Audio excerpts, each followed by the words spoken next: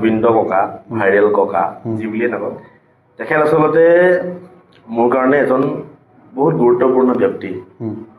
মই তেখেতক বহুত শ্ৰদ্ধা কৰোঁ তেখেতক মই বহুত ৰেচপেক্ট কৰোঁ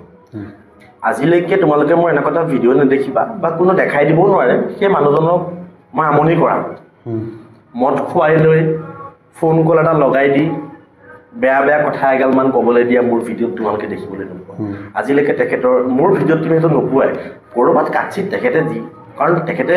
প্ৰতিটো ছেকেণ্ডত তেখেতে দুটাকৈ বেয়া কথা কয় সেইটো তেখেতৰ তেজত